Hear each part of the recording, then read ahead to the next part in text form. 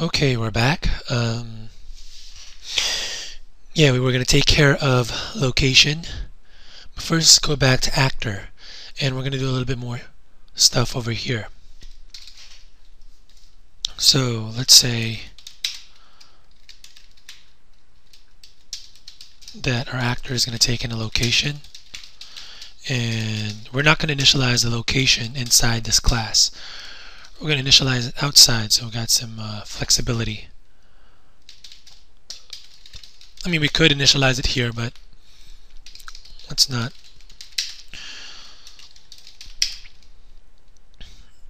And set states, I guess, because we want to be able to set the initial states. Again, we could set some default initial states, but we're going to do it someplace else.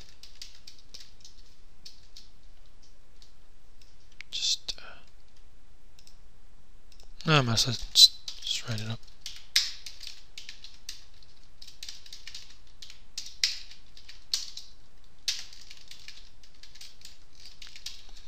I actually just finished taking a nap, so I'm a little bit disoriented.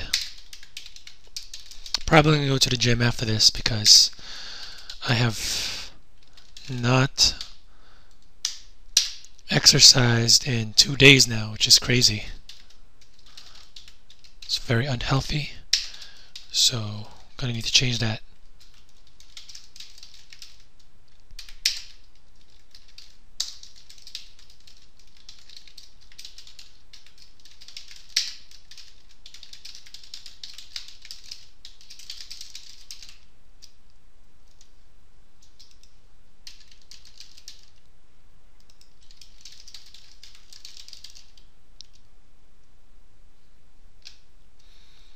Horizontal motion.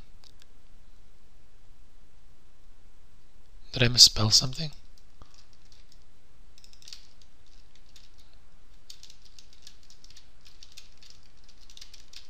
Oh, okay. Never mind. Alright. This is the boring part, but just bear with me.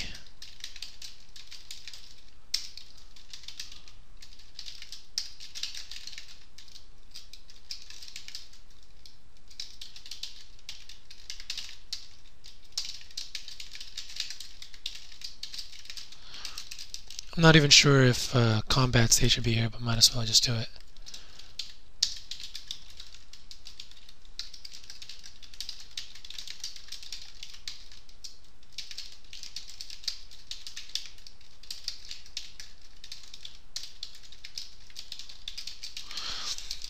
Now, for the visibility, we're going to have an update method.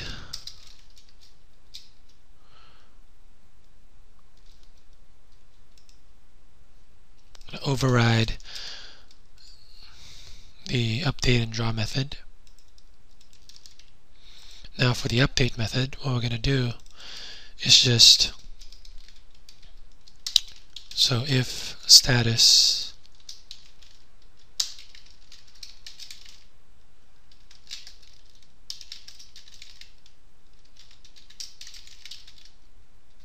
if we're alive and we are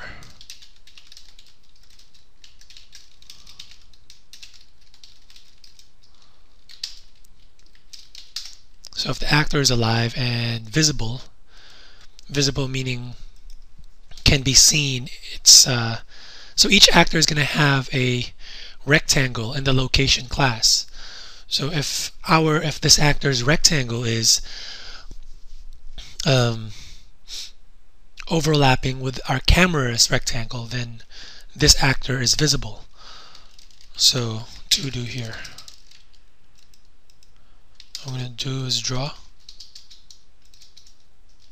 And all we're going to do in the draw method is, again, if we're alive and visible,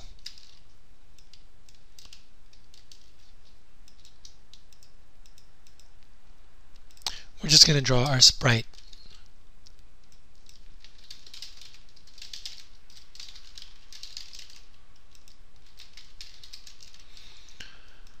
And the sprite needs to be implementing updatable and drawable.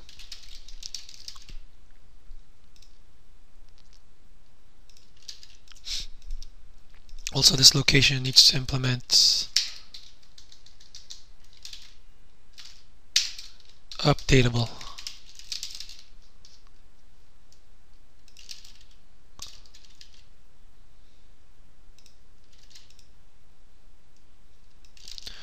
Oh, how I love Eclipse's what do you call it? Code completion.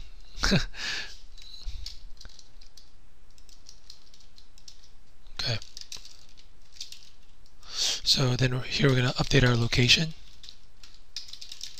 So our location is going to check every time, each time that if it's our location is going to set our visibility to visible or not visible, depending on if you overlap the camera or not.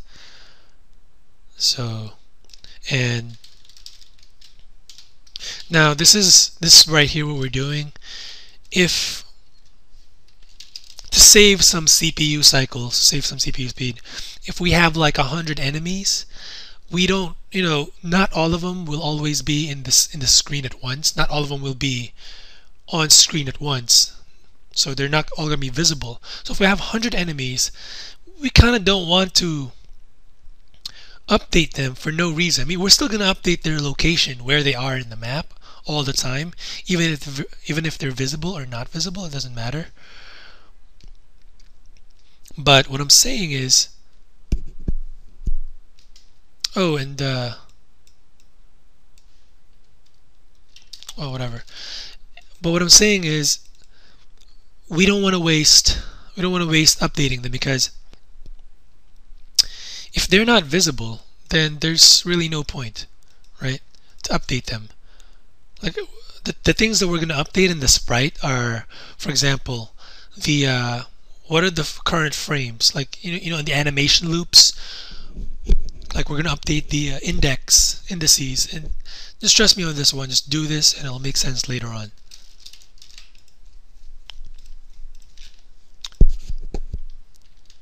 All right, now let's go to our location class. Now this location again is going to take care of our physics. It's going to be a simple physics, very simple physics. Well, this is not exactly the class that's going to take care of our physics. It's going to be, I guess, I'm going to call it platform. No, this is going to take care of our physics, and platform is going to be for platform detection. Again, make sure you import our actor, not LibGDX's actor. Location is going to manage a rectangle for us in the scene.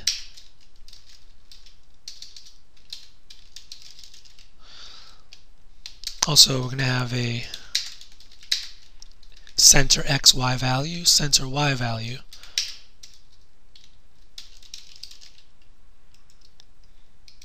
And then, of course,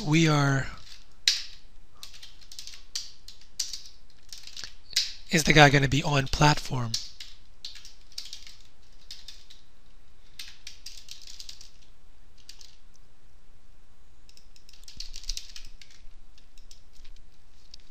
Oh, and of course, speed.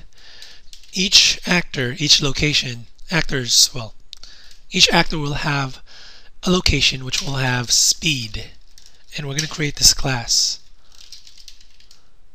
The speed class is going to be our main physics for the game, for this simple, very simple game. So we're not even going to use box 2D. We're going to be creating our own little physics class, calling it speed.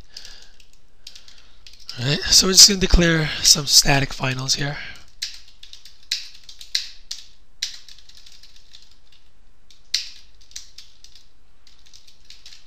So our up direction is going to be 1. Our down direction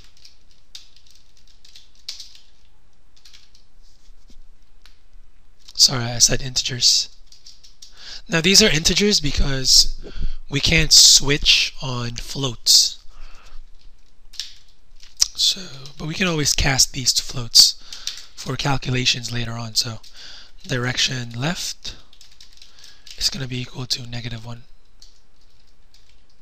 and direction right is going to be equal to 1.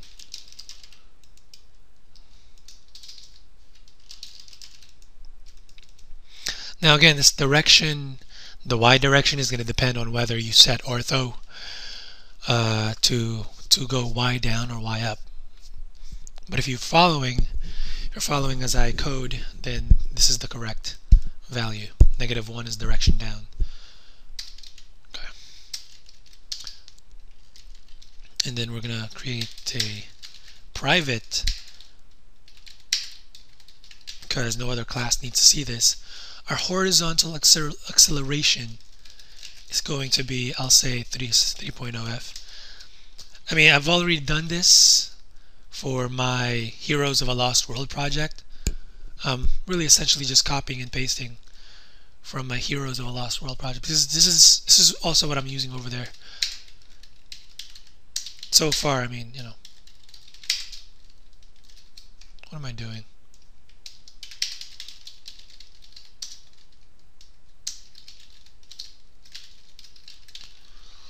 So it'll be 4.0f. Alright, let's have our public constructor.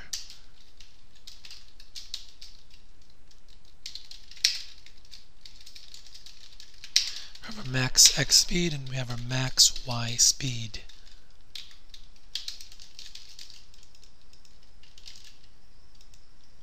So this dot max, we don't have that yet. So we have our x direction, we're going to keep it separate from our y direction. You want to keep the horizontal and the vertical components of our physics separate. For our current x speed, our current y speed, our max x speed, our max y speed,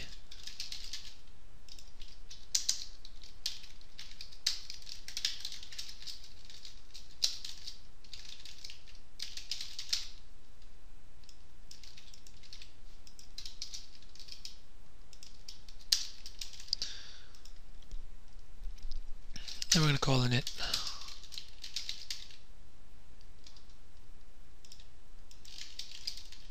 Because we want another constructor that takes in no parameters, we just init, so we don't duplicate lines of code. All we're going to do here is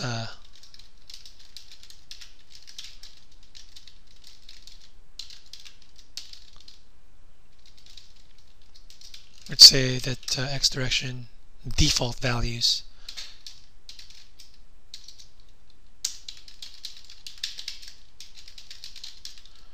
Now it's very important that, well, I guess not, never mind.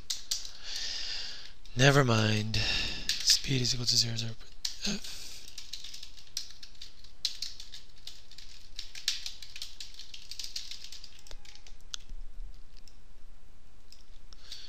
Okay, so we're going to do a couple of things to imitate acceleration. When the character moves left or right, we're not going to right away say, okay, if our actor moves right, then his speed is equal to max x speed. We don't want that. That's too rough. So we're going to imitate acceleration. So okay, first of all, let's create these methods.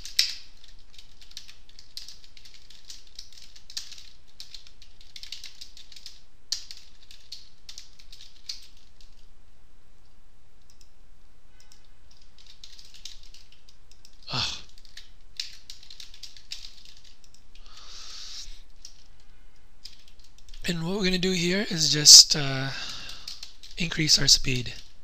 So if our speed is less than max x speed,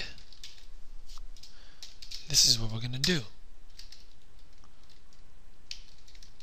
X speed plus equals horizontal acceleration. Now if x speed is greater than max x speed, we're going to say that x speed equals max x max speed. Same thing that we did before for some other thing. Now we can do this. I get confused if I don't do this first, so I usually just end it. Just combining stuff, it's the exact same thing.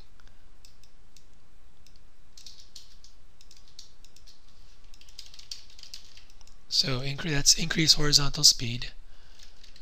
And let's create decrease horizontal speed.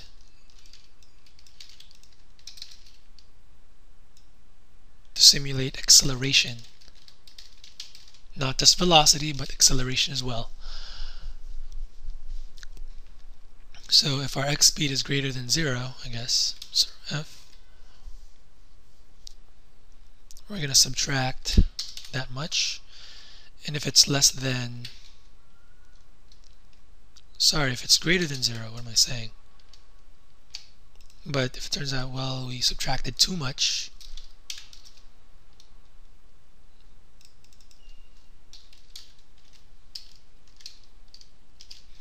there we go. And of course, we just do the same thing for the vertical speed. So instead of horizontal, vertical.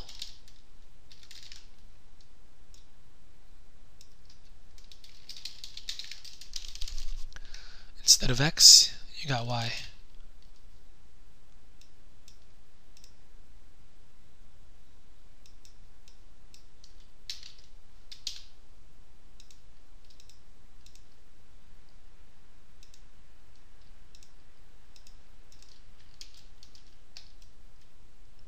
Ah, never mind, I'll do it manually. So y,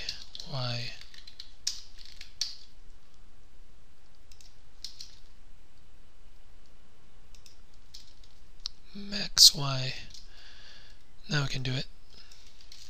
Capital X, capital Y.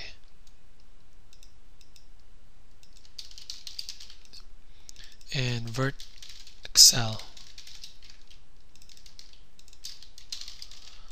Okay. Now, of course, we want to be able to get our velocity, because remember, speed times direction equals velocity. Speed does not have direction. And this is all simple math. Pretty sure it's self-explanatory.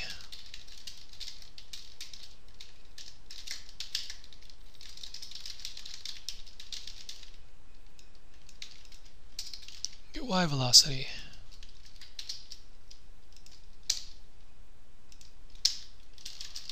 Okay. Sorry, why am I casting this? Oh, I'm such an idiot. Not supposed to be casting a float when it's already a float. X direction is the but I guess you don't need this. Even if you don't have this, it still works. I guess they do it for you. Or is it that they multiply the integer with a float, convert this to an integer, and then you get an integer here, and then you return a float, so you, I don't know, whatever, but let's just do it this way. Now, we're not quite done yet. We want to, so accelerate right, so accel right. All we're going to do is, well, if our x direction equals direction left, right? And if our x speed is greater than 0.0 f, we're going to decrease our horizontal speed, else we're going to set our x direction to direction right.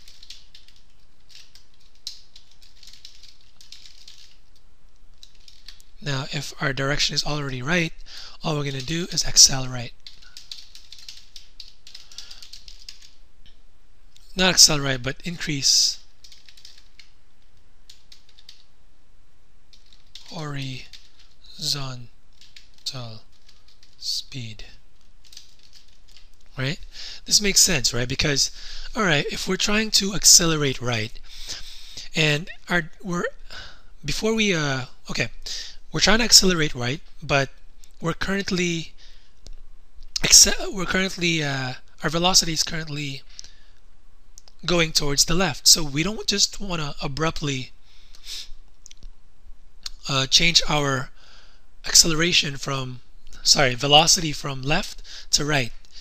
So we want to first decelerate until our x speed is less than 0, in which case is frick. Okay, we're heading to the left. Our speed is if we're heading to the left and our speed is greater than 0, we want to first decelerate, decrease our horizontal speed, so if we're going to the left like this, and then we want to accelerate right. We don't want to just accelerate right away with the same speed that we had when we were accelerating, when we were moving left. So if we don't do this, it's just going to be, well, we're moving to the left and we turn right the same speed. So there's no acceleration there. It's rough, so you don't want that. You first want to make sure that if we're direction is left, we're moving left, we want to decelerate first until we come to a stop, and then in which case we're going to turn right and then start increasing our horizontal speed once again. I don't know if I explained that properly. I probably made it sound complicated. I know I'm not very good at explaining things, but I should draw a picture. I don't know. I don't want to waste too much time. You know what? Yeah, let's screw it. Let's draw a picture. Let's well, not draw a picture, but show you what's going on here.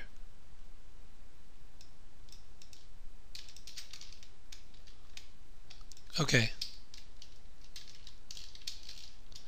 So say that we're moving to the left, right? And then we want to, the player wants to move to the right. You don't just want to move to the right away with the same speed that we had when we were moving left. That doesn't make any sense, right? So first, if we're moving to the left, we want to first decelerate. So come to a stop and then change our direction so that we start moving to the right, right? And that's really all it is. And we're going to do that. We're going to do the same thing for accelerate left. So just going to copy and paste this.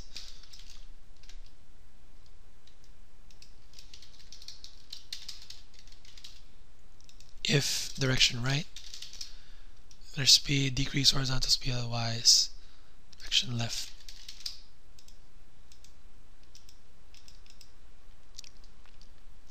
Otherwise, increase our horizontal speed. And again, we're just imitating instead of using derivatives and stuff like that. Alright, let's do the same thing for horizontal, when we're accelerating downwards.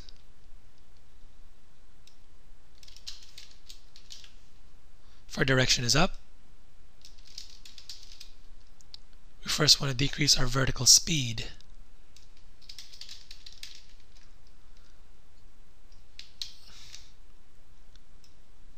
And then go direction down.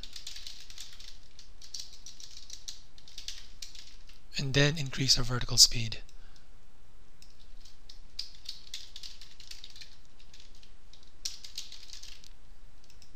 Again, when it doesn't matter if we're going to the left or right, speed is just magnitude. It has no direction, so don't get confused.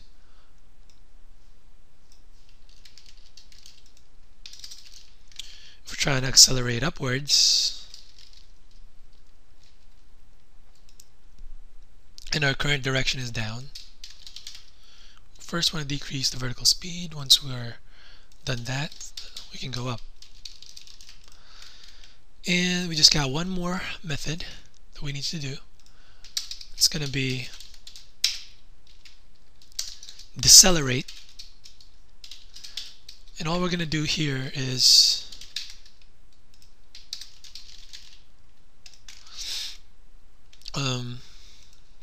decrease our horizontal speed until we come to a stop. Let's realize this.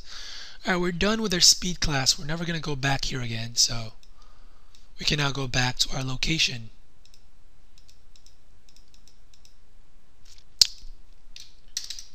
So public location.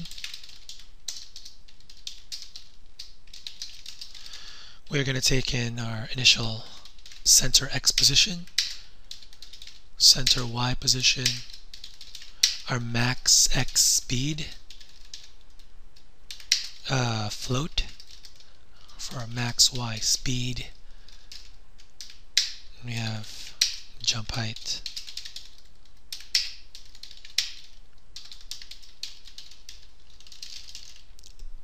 And might as well do it here now. So we have our jump height and our jump speed.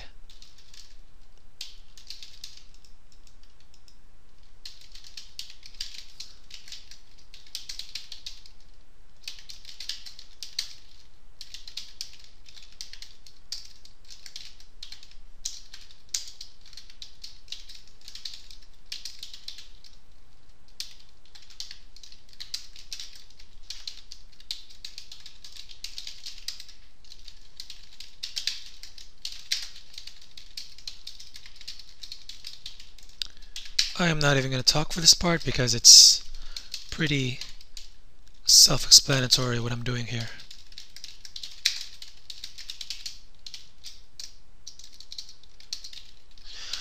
We're going to initialize on platform to false. This is very important. Because if we don't do this, then in the beginning, if we're not on a platform, that means we're not going to fall down. Like we're just going to stay still forever. We're not even going to check if we're on platform or not when we're falling down. Any case. And we're also going to have slopes. So on platform and on slope is going to be different. They're going to be separate, and I'll show you why later. And again, I've done this class before in my Heroes of a Lost World, so that's why I kind of know what's gonna happen. It's gonna take in an actor, and we're just gonna set our actor here. Whoops.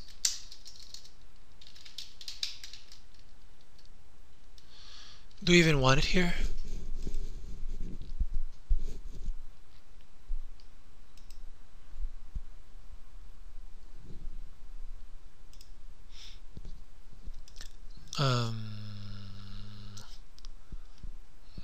One moment, let me just gather my thoughts. Yeah, we need this. Alright, so let's just put it here. We're back in our locations class, so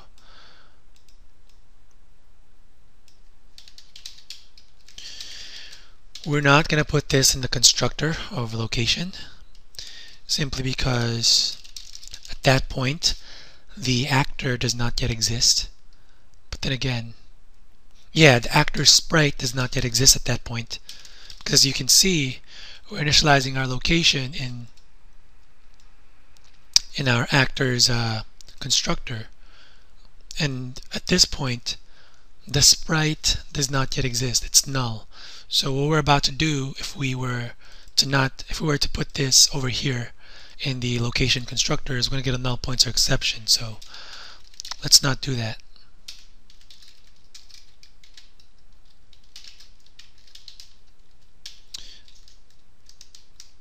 Now we're just setting our rectangle, the initial position at least. Now we're going to set the width and height of our actor's rectangle to the current texture of our sprite, of our actor's sprite, which doesn't exist yet. We'll program that in.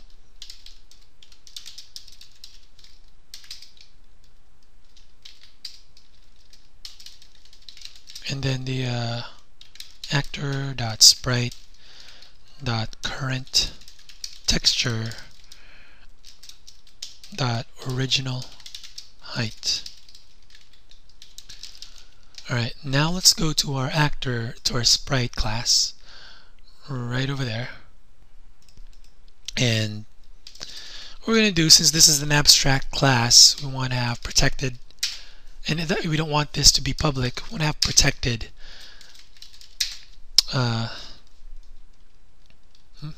security modifiers.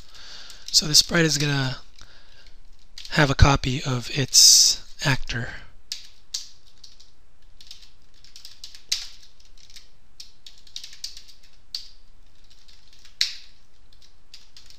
We're going to have a current texture, and you'll see what we'll do with this later, because we're going to have a bunch of for different actors, we're going to have a bunch of arrays of atlas regions, and from those arrays of atlas regions we need to choose what current texture we want to draw.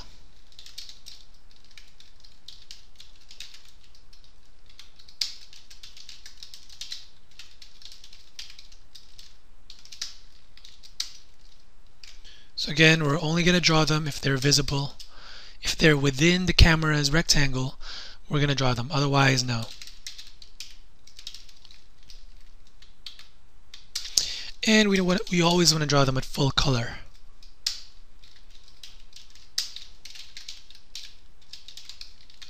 Texture region.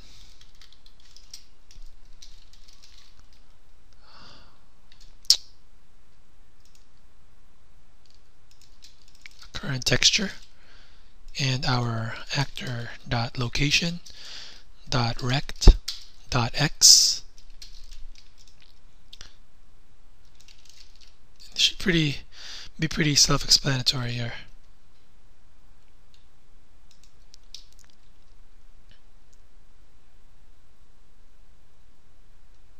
All right.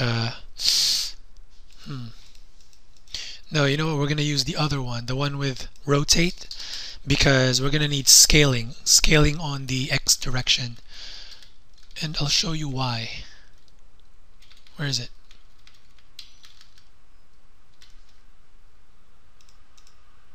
This one right here, the one with the scales. Now we're going to draw the current texture.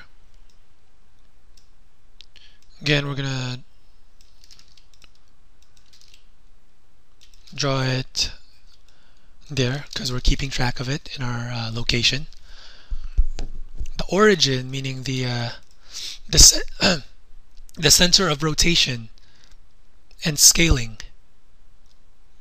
The center of rotation and scaling is going to be our location, our center X location. No, sorry, rectangle dot width times 0.5f.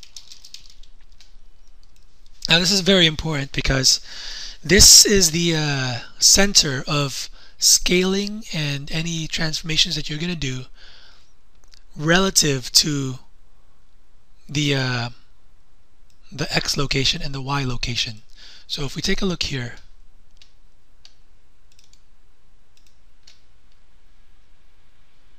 one second.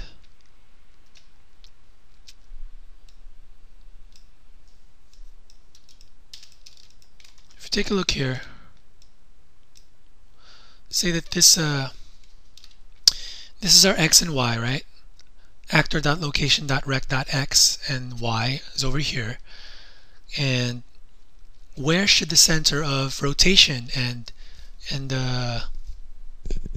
any transformations be, like scaling? It should be right over here. Well, what is that? It's going to be half of our width and half of our height. That's this one over here, the center of our sprite. The amount relative to this. So it's not just the center of our sprite. It's going to be the width divided by 2 and the height divided by 2. That's really all it is. That's really all it is. Okay. So we'll do the same thing for origin y, except it's going to be height.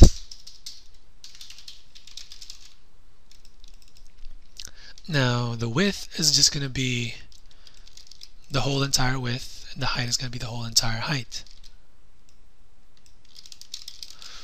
Now the scale y is not going to change. It's always going to be 1.0f. And we're not going to make use of the rotation for now, but what's interesting is going to be this scale x, in which we're going to control.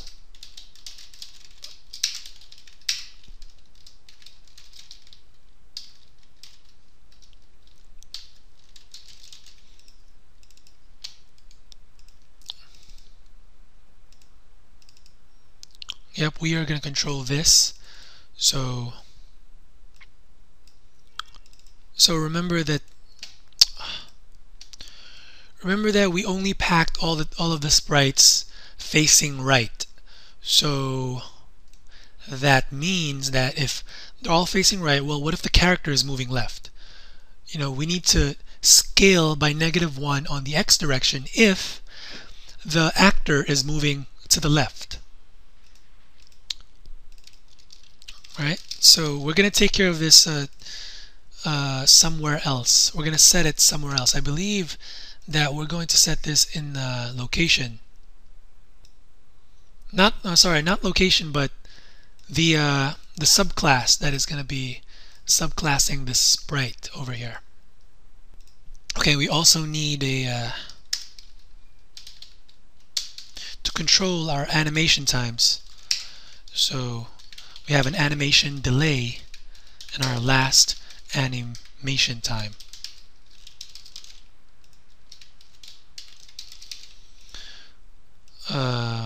They're going to be long values.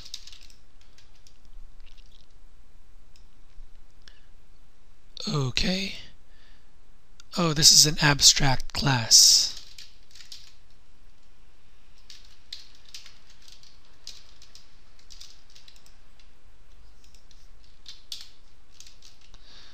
So we're not going to take care of the update method here. That's all we're going to have here.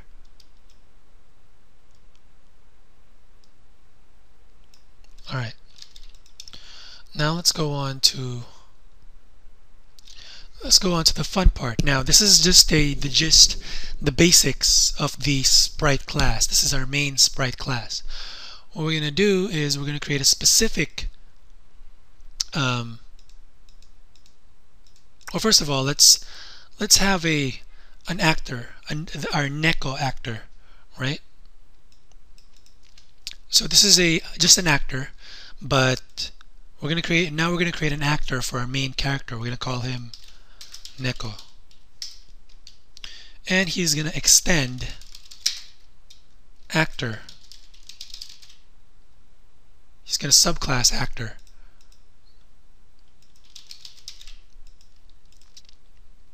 And now what we're going to do is we're going to initialize our sprite here. So we're going to keep track. We're going to have a Nekko sprite, which is going to extend the sprite class.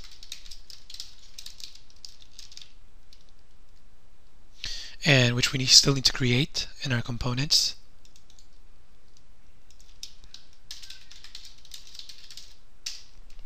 We're going to extend our sprite class. Come on.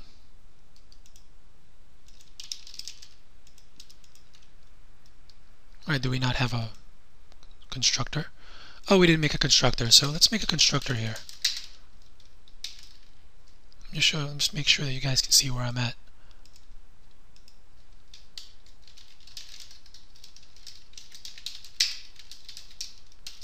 Right, what we're going to do is this. We're going to keep track of who our actor is for this particular sprite. And let's just set our last animation time. I mean, it's not necessary.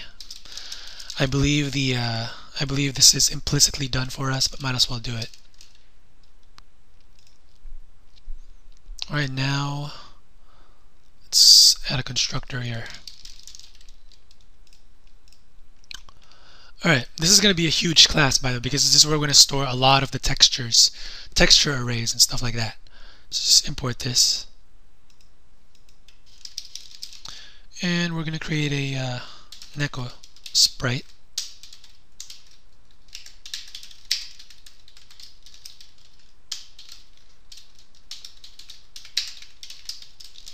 Now we're going to need to pass in our actor to our sprite. And I guess our atlas, did I not?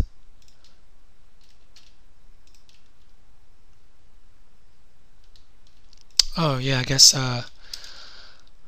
we the atlas for this one.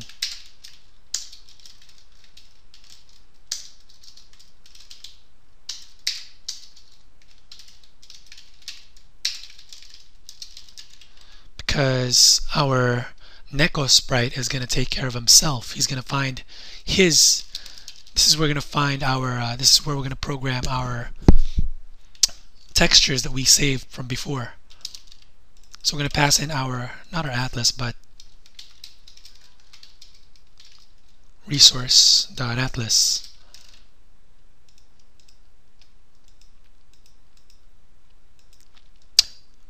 Or I guess, you know what, let's make it a little bit more flexible. If we ever decide to use multiple atlases, instead of hard coding this in, let's just pass in a parameterized atlas. So that later on we might, and then Nekko sprite over here. Now this is very important because our sprite, this sprite that we have on our actor class, is it's just a sprite, right? It is just a sprite. But we want to save our Nekko sprite so that we can access specialized methods that only exist in the Nekko sprite class, that doesn't exist in the actor class. So that's why we're saving our Nekko sprite here. I mean, we could have just said this. We don't even have to, we could have just said that and just delete Nekko sprite. But we want to keep track of our Nekko sprite, which is the subclass of sprite.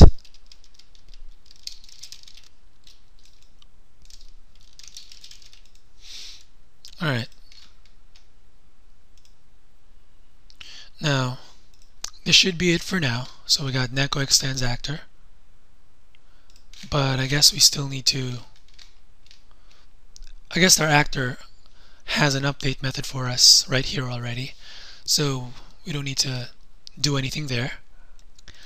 Let's go back to our location class. And I know this is the boring stuff, and I said that the next that this video was supposed to be the part where we're gonna animate, finally show our character on the screen, but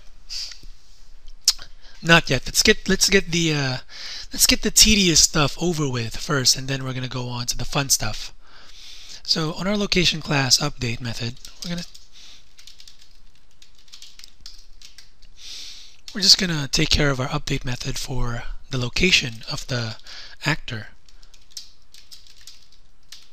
Now, if gotta check first if it's alive. Dead things can't move around. So, and here is where we're gonna set the visibility to visible or not visible. So actor dot visibility equals, we're gonna check, is it visible?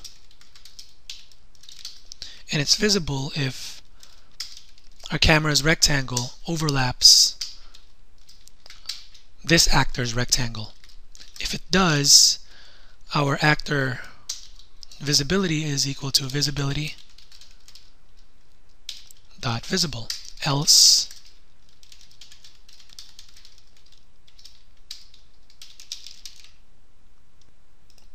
right? Okay. Now we're going to determine the speed. So we're going to switch on the horizontal motion state, And this is where the power of enums comes into play, switch statements. So you don't even have to say horizontal motion state dot idle. You can just say idle. Furthermore, you can't mix and match. You're switching on the horizontal motion state, so you're forced to use only the enums that are inside the horizontal motion state, which is idle, left, and right. You can't use any other. Unlike if you're using integers. If you're using integers, you can put whatever you want. There's no restriction. But in here we want to be restricted to make sure that we're not doing anything wrong. So for idle, if we're not moving around, we should just decelerate until we come to a complete stop. Case that we're moving,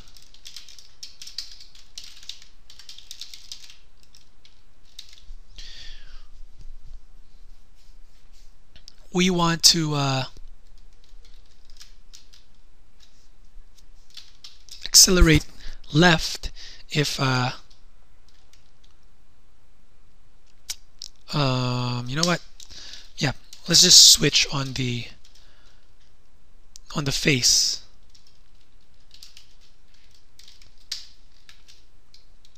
Right, case is facing left. We're going to accelerate left. Case facing right. So he's moving, the actor is moving, but which face is he facing? Is he facing left or right? If he's facing left, we're going to accelerate left because he's moving. Facing right. And I guess we could just use default, but whatever.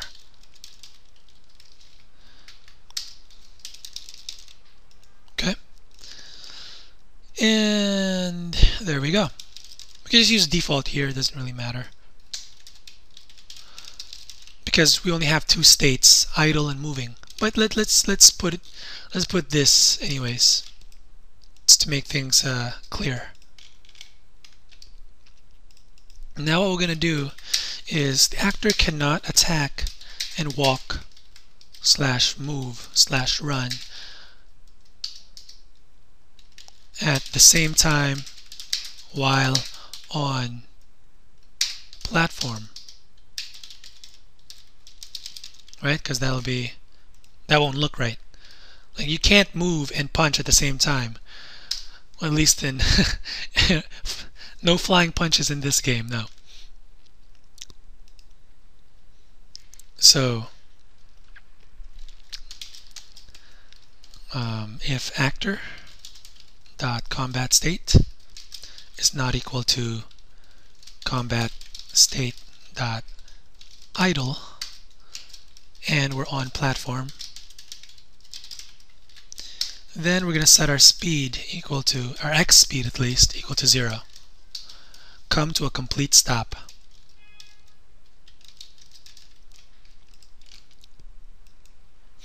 And now we're going to take care of our vertical motion state. So we're going to switch on our actor's vertical motion state. Now, in case that he's jumping.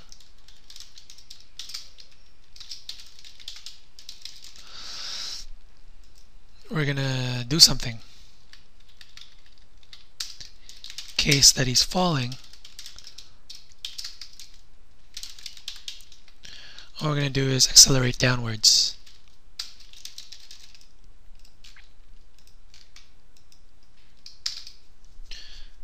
Now we're going to determine our change in x, our x velocity, dx. We're just going to call it dx. And we're just going to calculate that from our speed class. Because at this point we determined the final speed and direction. So dy equals speed, get y velocity. Now there are going to be wall detection here, right? For example, you can't pass through walls, the vertical walls. So what we're going to do here is we're going to detect slopes and platforms. Now, a slope is different from a platform in that a slope has a different initial y and a different final y. It's, you know what a slope is, right? It's like the rise over run is not, it's not 0. Well, I'll explain to you later on once we actually get on doing it. So, but for now, let's actually take care of the jumping. No, you know what? I think this is it for now. This is it for location. We're going to come back to that. Let's go back to our actors class. Now, what's going to happen is all of our actors can jump. So what we're going to do is provide a default method for jumping. And then we're just gonna, it's gonna be a boolean. It's gonna return whether we actually jumped or we didn't jump. So we're gonna put the jump method in our location class, because I think that's where it should be. And of course our actors, all of them, any one of them, because this is a fighting game, they can attack, right? So what they're going to attack is the array of actor. And from this array of actors, because and this is going to make sense a little bit. You know what?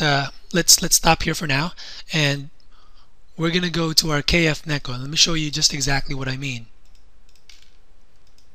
Here we're going to keep track of, there's going to be two sides. There's going to be good actors and going to be the bad actors.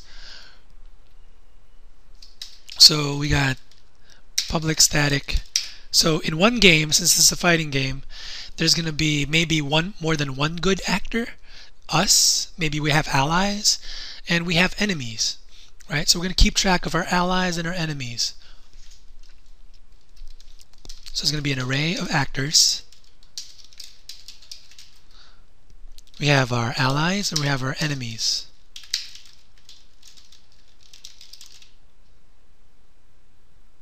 Make sure it's our implementation of actor. And while we're here, let's initialize our player. So we're going to initialize our player.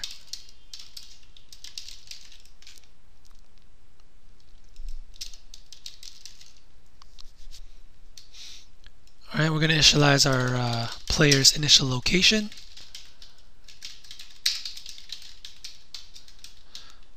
Let's say at the center of the screen. So our viewport, not viewport, but clipping our camera's width is 480 by 320 height. So half of that, let's say that our actor's location starts off at the center of the camera, which is at world coordinates 240 by 180, since 320, that is 160.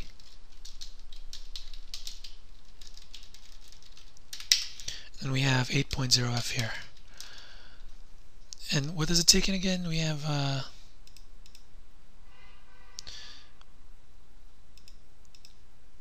let's see, location, okay, max x speed and max y speed, right, and then jump height and then jump speed. Okay, so we're in KF Nekko. So our max x speed is going to be 8. Our max y speed is going to be 22.0f. Our maximum jump height is going to be 100. We can't change these values, it doesn't matter. You guys can play around with them. And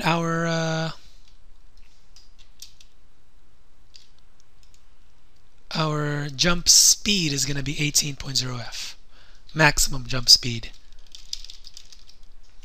Now we can initialize our player, which we need to declare somewhere over here.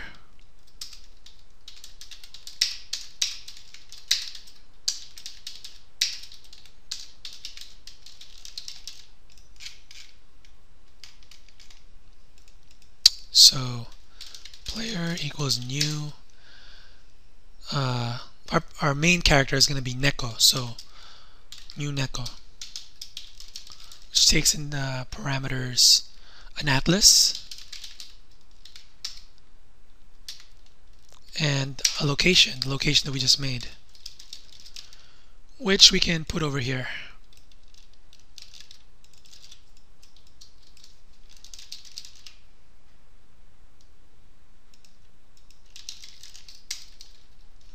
And then we're going to set our player's initial states. Let's say our player is going to be facing right. Our player is going to be alive. Our player will not be fighting. Our player's combat state will be idle.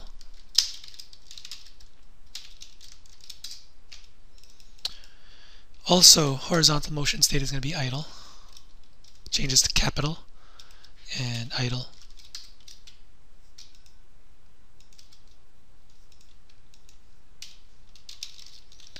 And the vertical motion state is going to be falling.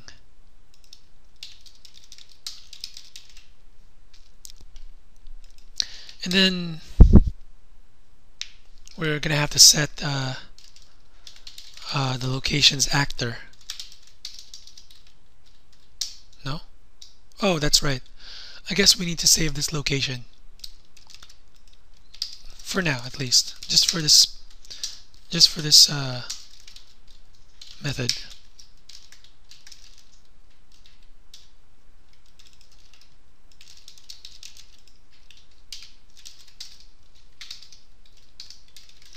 And then we're going to set our camera's target actor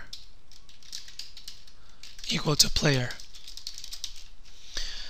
And this, and first of all, you must be wondering, well, why not just set the actor inside the Nekko thing over here when you were making the, well, the way we're doing it, trust me, you're going to get a null pointer exception if you don't separate this. You can go ahead and try and play around with it, but you'll get a null pointer exception if you set actor, because we're not just setting the actor, we're setting our rectangle's width and our rectangle's height. And again, at this point in time, the sprite has not yet been made. The sprite is currently null, so you get a null pointer exception if you put this thing in here.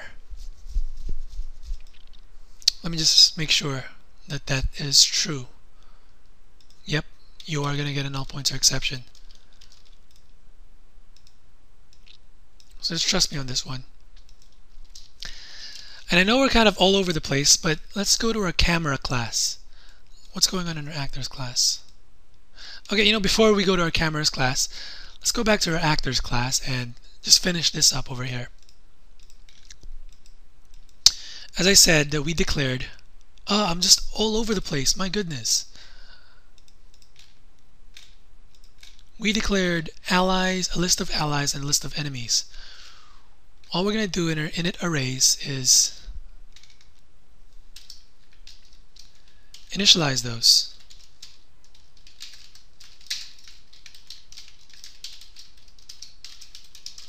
So in each instance of the game, we have enemies and we have allies.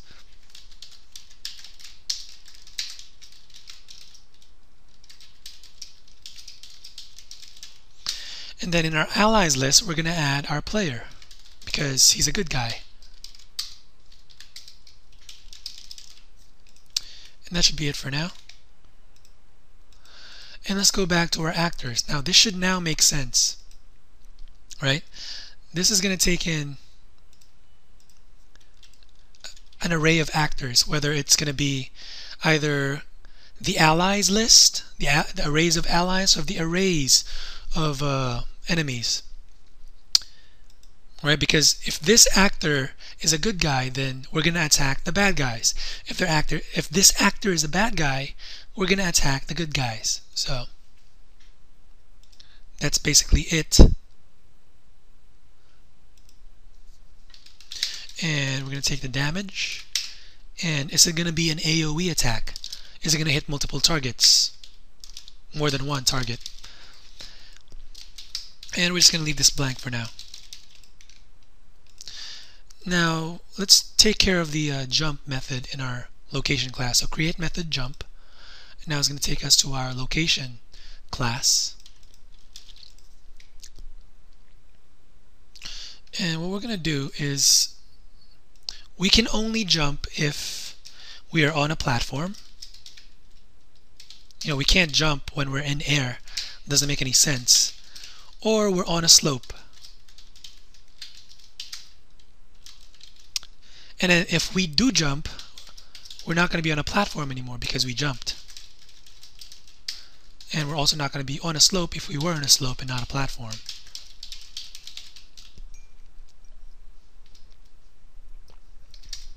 And then we're going to set our actor's vertical motion state to jumping.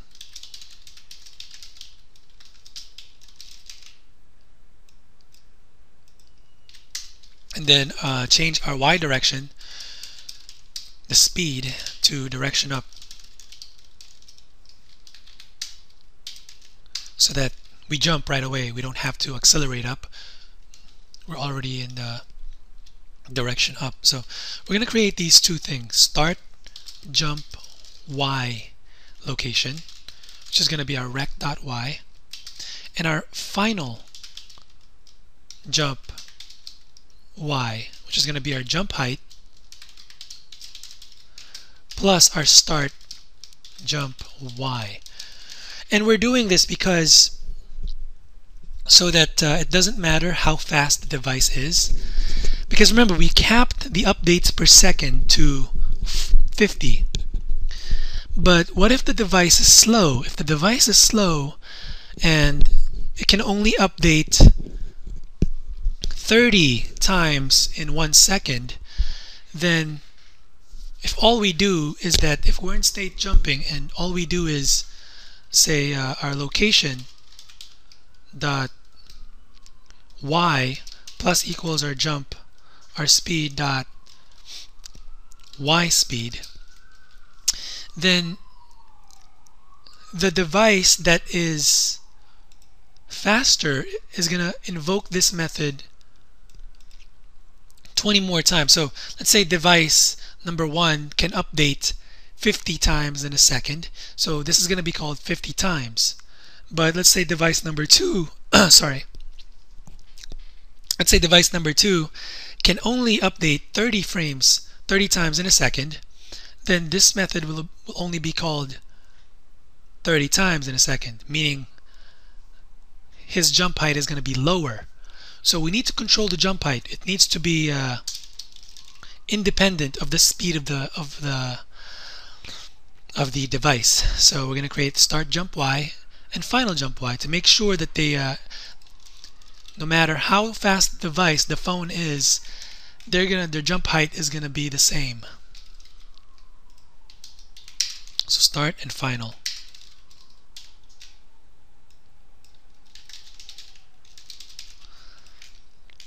Alright, and then if we go to our jumping state, if we are in state jumping, now if our rect.y is less than, we haven't reached the final jump y, we're gonna keep going up.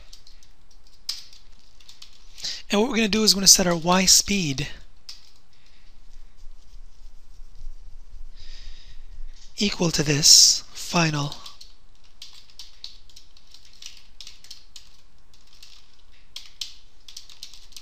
right? So it's gonna, but we don't want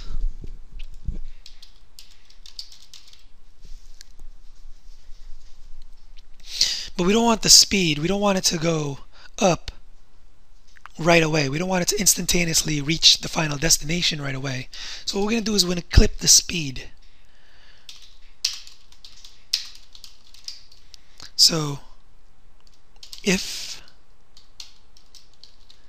speed.y speed is greater than our jump speed, now we can't just set a y speed to our jump speed. but this is the way I do it. So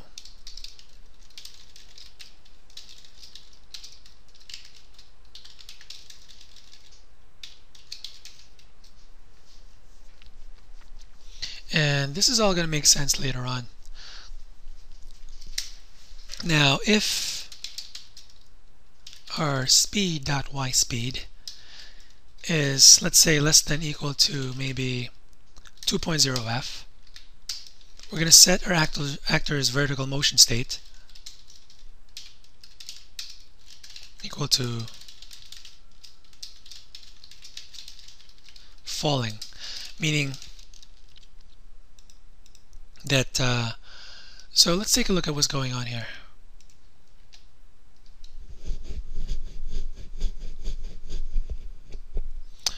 Well, first let's finish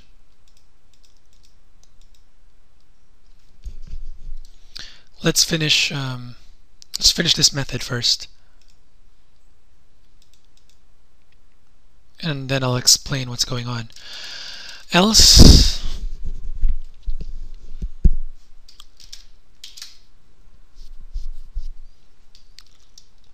is going to set speed.yspeed equals 2.0f, then actor.'s vertical motion state equal to falling. Now there's two ways in which we can detect that we reached top top and also here. It's two different ways, and let me just explain what's going on here.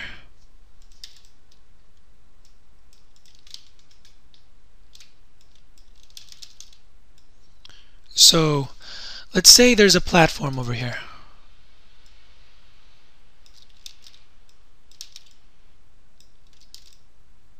Or a slope.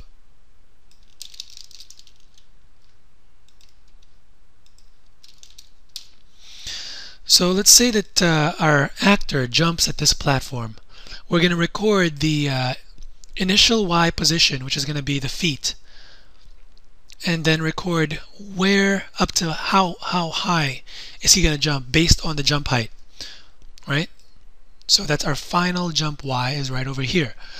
Now what's happening is we're going to set our Y speed to be the initial jump position,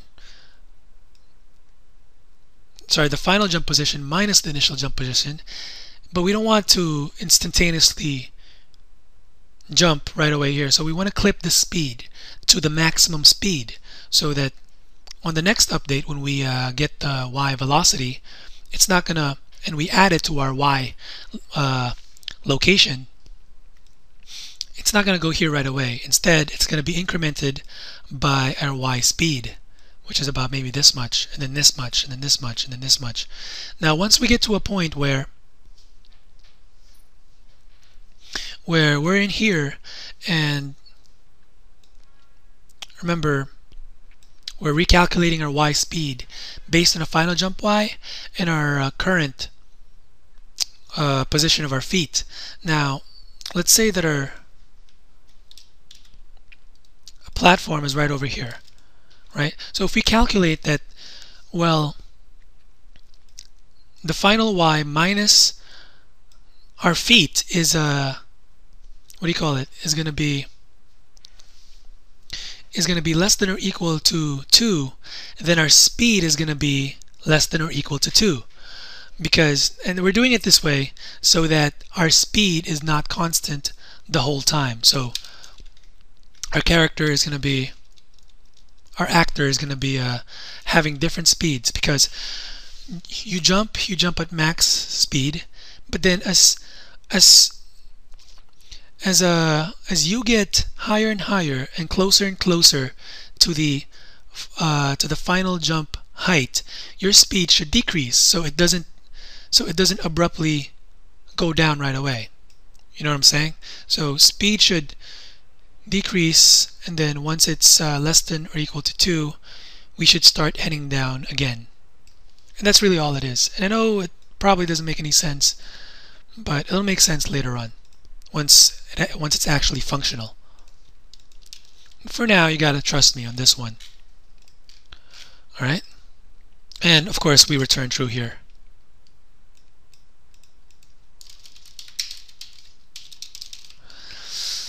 And that should be it. We still got some things to do here, but we're going to take care of that later.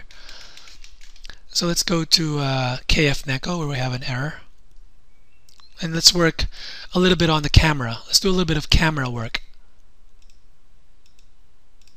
So if we open up our camera class,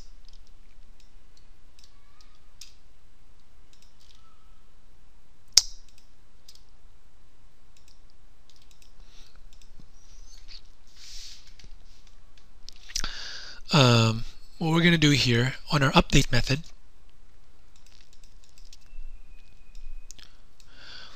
we're going to follow an actor. So public actor, target actor.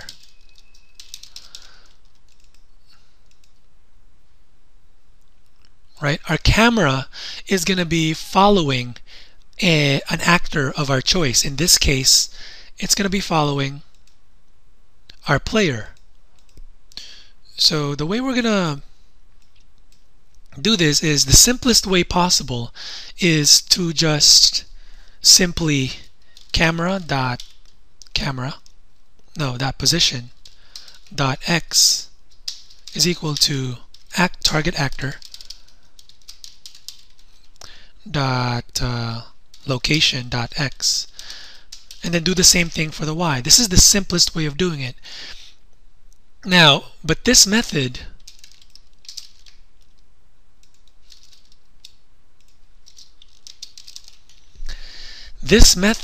will mean that your actor, the camera will always be at the center. The actor will always be at the center of the camera. That's kind of boring. We don't want that. We don't want the camera to always, the actor to always be at the center of camera, because it feels like the actor really isn't moving. So we're gonna add some leeway, some like well, let me show you what we're going to do.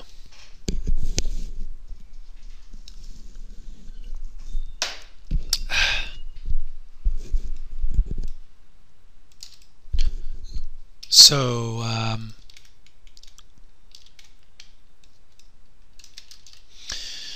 let's say this is our actor and we have a camera. Let's say that this is our camera.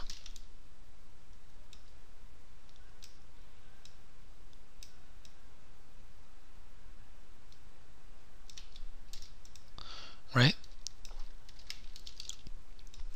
Now, if all we're going to do is set the camera position to the center X and Y position of our actor, it's always as if this is what's going to happen.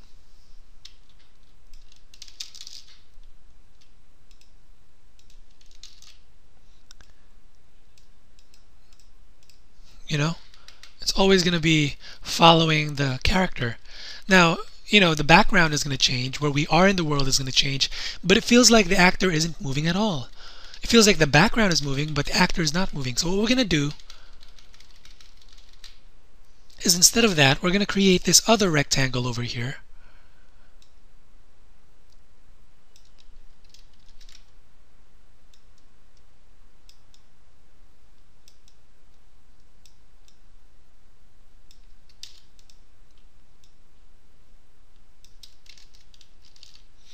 And allow the character to move as much as this, as long as the character is inside this rectangle over here, we will not change the position of the camera. But once the actor passes this bounding box of the camera, we're gonna relocate our camera. Does it make sense? So if it passes, the actor is over here, what we're going to do is we're going to offset the camera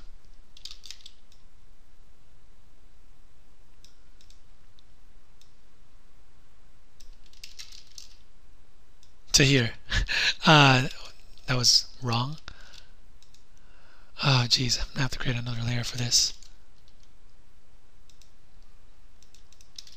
So for actors in there, it's outside the bounding box. So all we're gonna do is move our camera here so that it's again inside this box.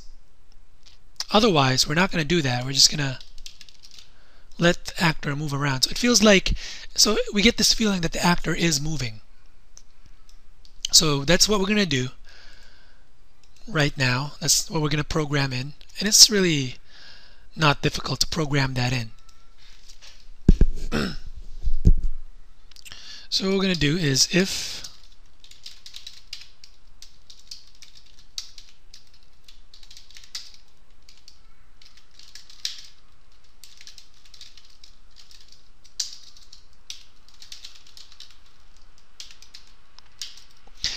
plus the range, how much are we willing to, how big is the rectangle within our rectangle going to be? Let's say that our x range and y range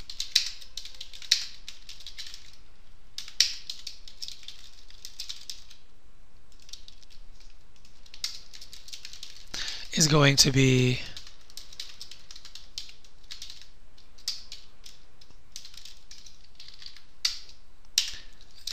about 18% of the width of our view. And let's say that the y range, since the dimensions is 480 by 320, the x range should be greater than the y range. So let's set this to 15, and this is view height.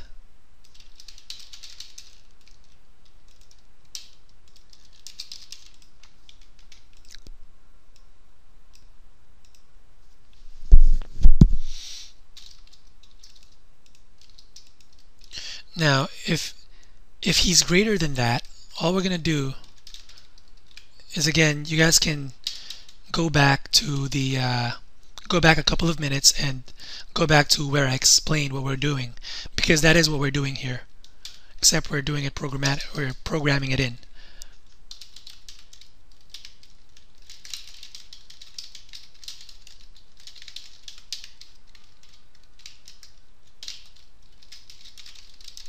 Right?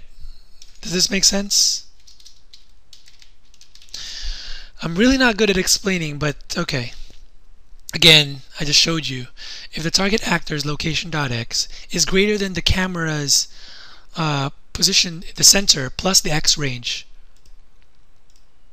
we're just going to offset our camera position so that the target actor is at the right of the bounding box that we set up in the middle. I mean, the thing that I showed you, just go back a couple of minutes and you'll understand what this is doing. And let's do the same thing if our target actor has passed the left threshold.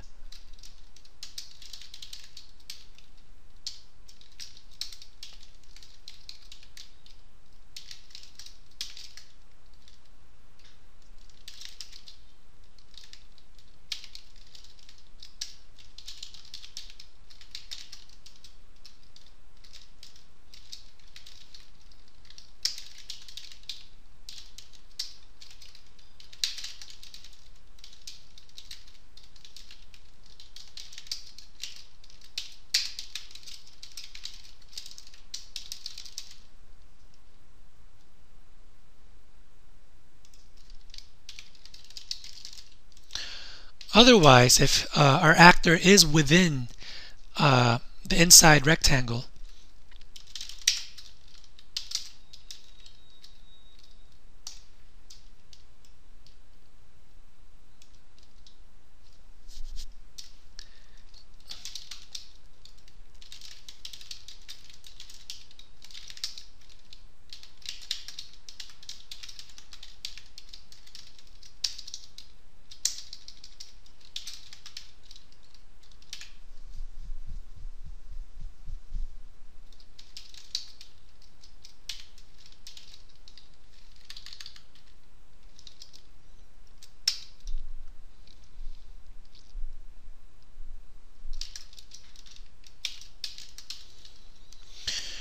Okay, what we're doing here is we're making sure that the camera does not pass the edge of the map.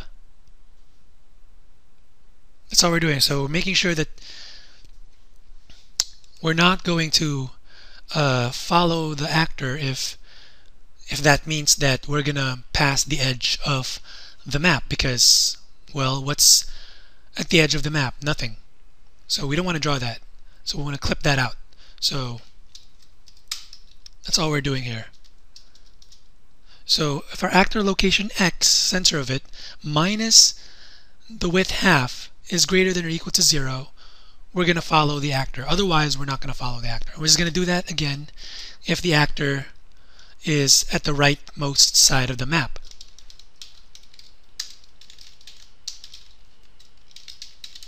And I'm pretty sure I'm not explaining this correctly, but again, this is not a tutorial.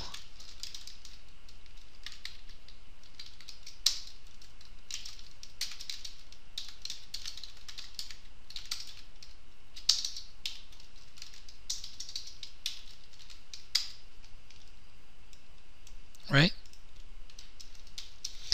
If he is within range, what we're going to do is we're going to normalize the X.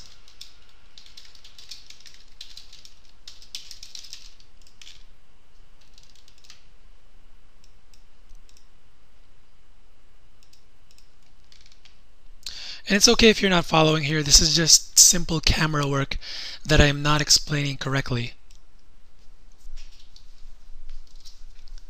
So what we're going to do is check if the actor.locationX is greater than the camera.positionX.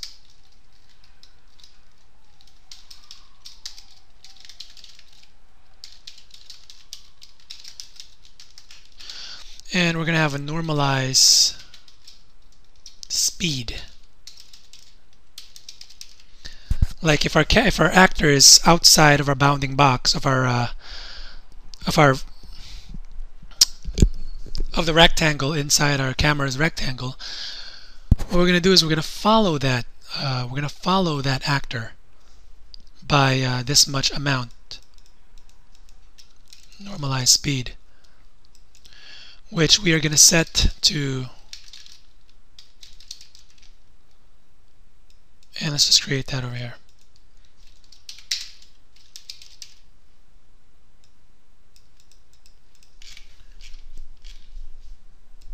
All right. Now if camera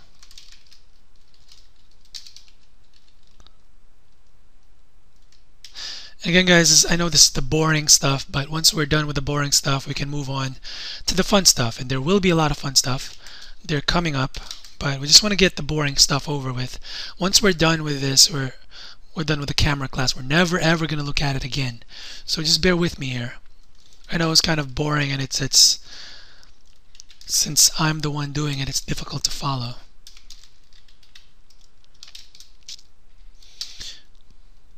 I hope you know what these are. This is the center position of our camera, and this is the center position of our actor. That's all it is.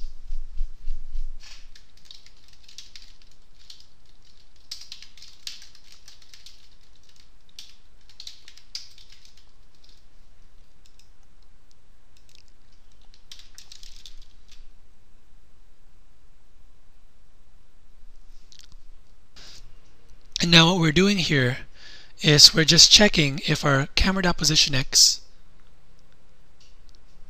passed the our actors. Well, is this even necessary? Hold on. Right, yeah. That means we passed it. We added this much and we passed the actor's location, so we just want to set it. So it's just clipping. So I'm just going to do this again here. Do the same thing.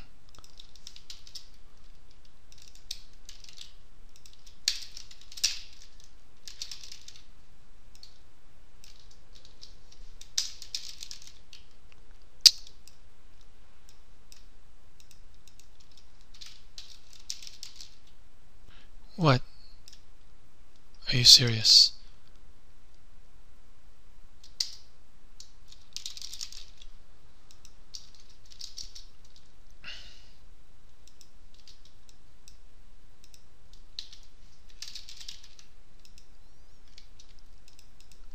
And else, if that's not the case, if our actor's location is not greater than camera position X, but if it's less than, if our actor's in the on our left, we're going to do this.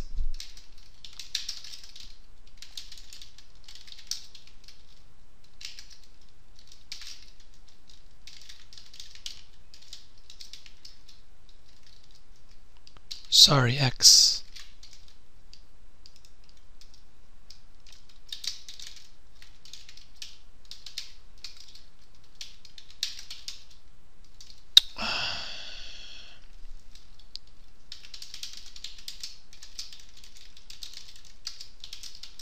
Clip it.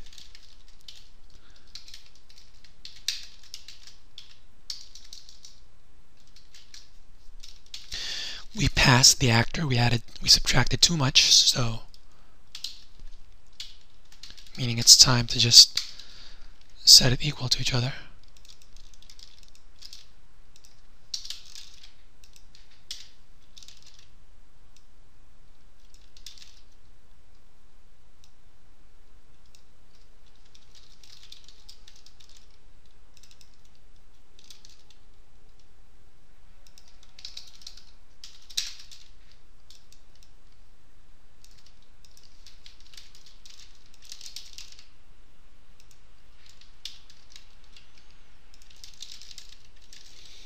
Alright, and we're just going to do the same thing for Y.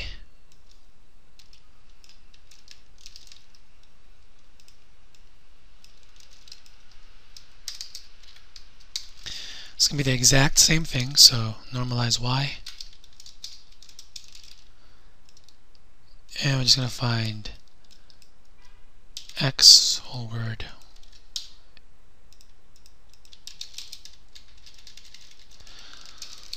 And we're done. Well, we're not done yet. We still need to update, put our Y component on the update. And it's going to be the same principle that we're going to be doing here.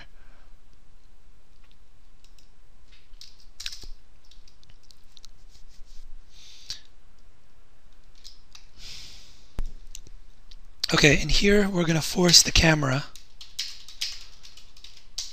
to not pass the edge of the map.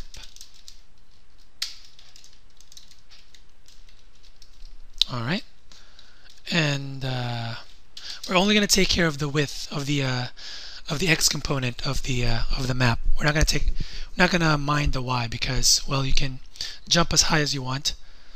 The background will always, the background's Y value will not, or well, just can't explain it. I'm so tired. Anyways, we're not going to limit the Y component of this. We're only going to limit the X component. So we're not going to let the camera pass the edges of the map, whether it's going to be less than 0 or greater than the width of the map. I know that probably doesn't make any sense to you, but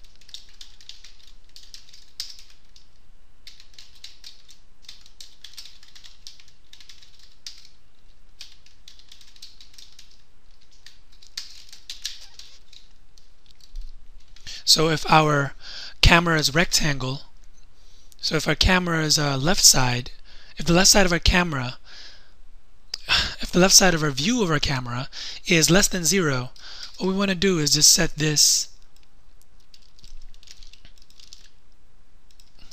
equal to that, so that we don't draw anything that passes below 0 because there's nothing there. So we're not going to allow the map to go beyond that. And we're just going to do the same thing on the right side.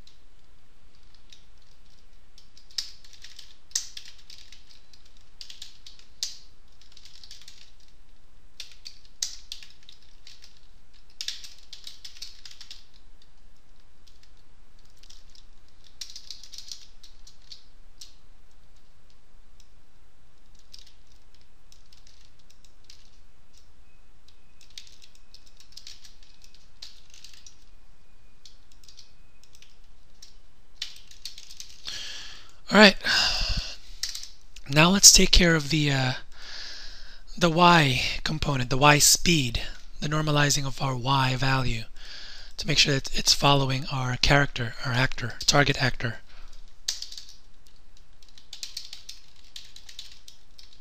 And it's going to be very similar to, as a matter of fact, it's going to be exactly the same as,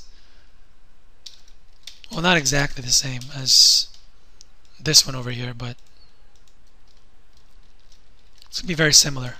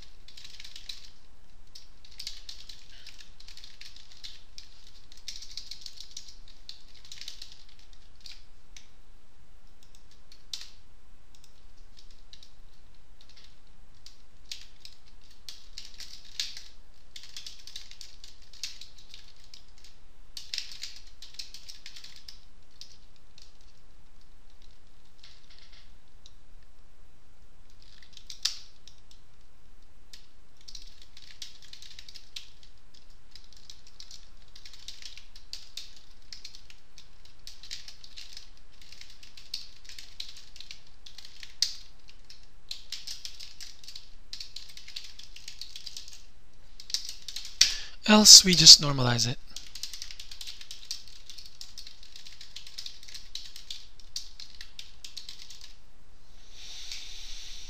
Right? Okay, so in here we're clipping if our actor has passed the frick. Do I really have to draw that again? Do I really have to draw that again? Man, it's... Oh, shoot. I'm just trying to explain it one more time. Even though I can't explain for, even if my life depended on it.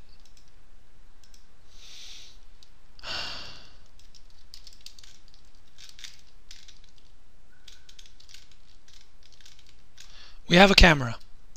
It has a rectangle.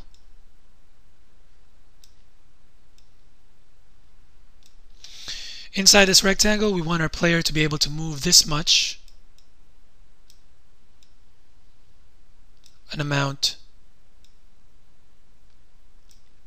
X range,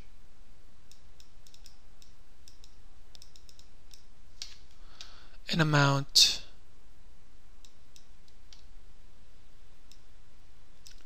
Y range.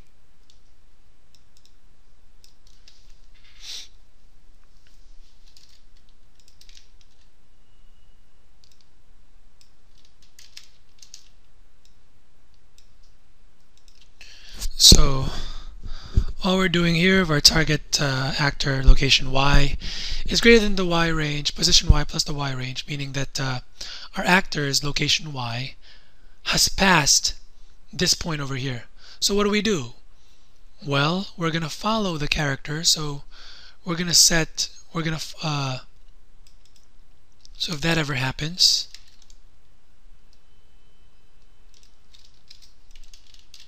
if this happens, our actor's location Y passed this this rectangle's upper range, what we're going to do is we're going to finally move the camera upwards.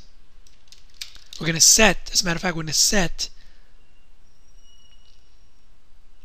our camera position so that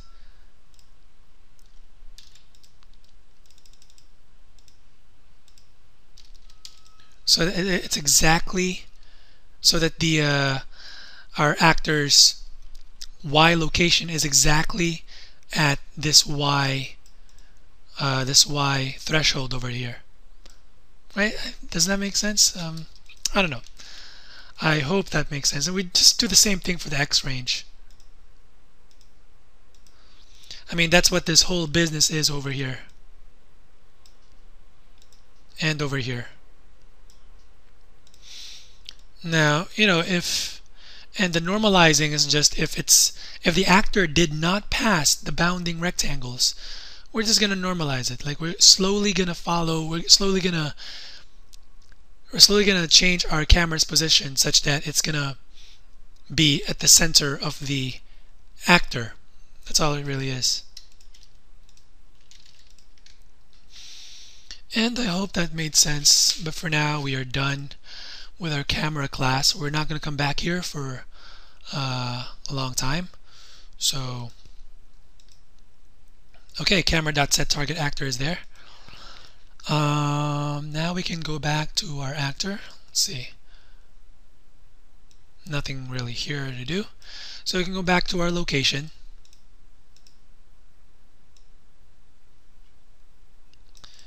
And we're going to do this later. But for now, what we're going to do is we're going to our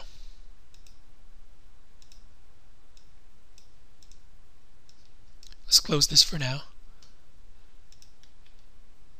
And this. We're going to work next video, we're going to work on our we're finally going to work on our main character so that we can output something on the screen other than the GUI. So, oh, and great, we're like I said, we're getting a Nullpointerexception. Amazing. Freaking amazing, my god. Oh yeah, because there's still no current texture. We're going to take care of that, don't worry about that. But so that's what we're going to do.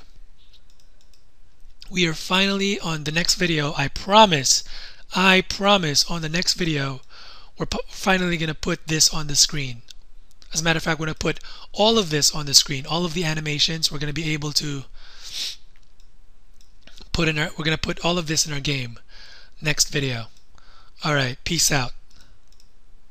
Take a break. I'm going to go to the gym and I'm going to do my legs today. Alright, anyways, I'll see you later and probably get back here at around, it's 4 o'clock. I'll be back here maybe at around maybe I'll start recording again at 7 or 8 o'clock. Do 2 more recordings before I sleep tonight. Alright, I'll see you then.